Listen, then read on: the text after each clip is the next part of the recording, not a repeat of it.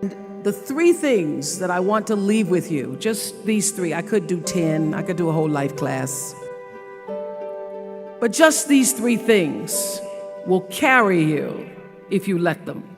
First and foremost, knowing who you are. Knowing who you are.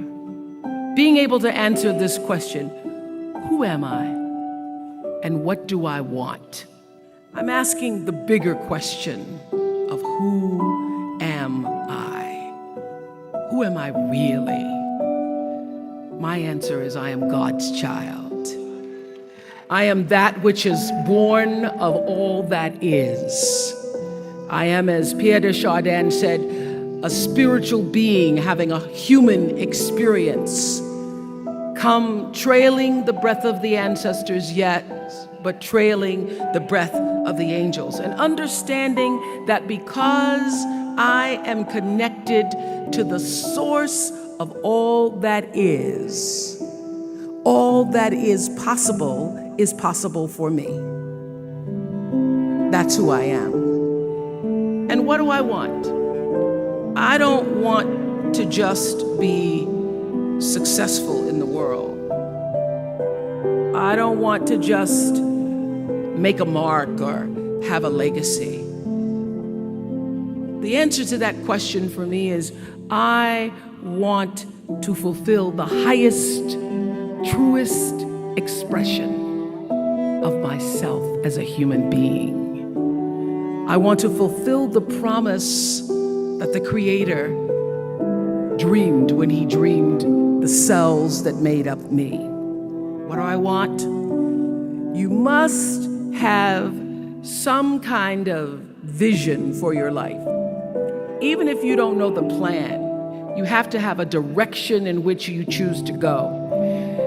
I never was the kind of woman who liked to get in a car and just go for a ride. I had a boyfriend who would say, let's just go for a ride. I want to know, where are we going? Do we have a destination? Is there a plan? Or are we just riding? What I've learned is that's a great metaphor for life. You want to be in the driver's seat of your own life, because if you're not, life will drive you. Number two, you must find a way to serve. Martin Luther King said that not everybody can be famous, but everybody can be great, because greatness is determined by service. Now, we live in a world where everybody wants to be famous and where we admire people for just being famous. We think being known brings us value. The truth is, all of that will fade in time. The real truth is that service and significance, service and the significance that you bring to your service is that which is lasting. And if you look at all the most successful people in the world, whether they know it or not, they have that paradigm of service. Everybody's talking about Mark Zuckerberg and IPO. Service.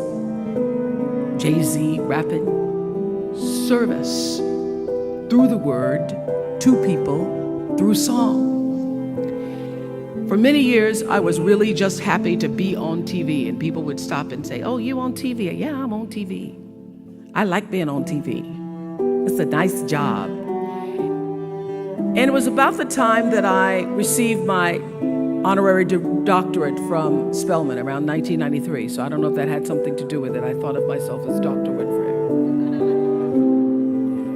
That I went back and I took a long look at what it was I was doing on TV and made a decision that I was no longer going to just be on TV, but I was going to use TV as a platform, as a force for good, and not be used by TV. And I will tell you, my decision to make that significant change in the way I operated on television, using television as a service, changed my career exponentially. Service through medicine, service through art, using whatever it is you produce, your product, as a way of giving back to the world. When you shift the paradigm of whatever it is you choose to do to service, and you bring significance to that, success will, I promise you, follow you. Number 3, it's so simple, but so hard to do. Always do the right thing. Always. Be excellent. People notice. Let excellence be your brand. Everybody talks about building a brand. I never even knew what that was. When people would say, you're a brand, I would say, no, I'm just Oprah. What I recognize now is that my choice to, in every way, in every example, in every experience, to do the right thing and the excellent thing is what has created the brand. So doing the right thing, even when nobody knows you're doing the right thing, will always bring the right thing to you. I promise you that. Why? Because the third law of motion is always at work. For every action, there's an equal and opposite reaction. That is so true in all of our lives. That's what Newton said. You always know it's the right thing, when in the end, there is peace. You are rewarded by peace in knowing that you did the right thing. So my greatest advice to you is to surround yourself with people who are going to fill your cup until your cup runneth over. So when people say you're so full of yourself, you can say, yeah. And what I know for sure is that the biggest choices begin and end with you, your internal big questions. Who do I want to be in the world? My relationship to source energy, to all that is God. I'm not talking about what you believe in God. I'm talking about your experience of that which is all life, which is divine and universal. I'm talking about the big deal. Being connected and aligned with that.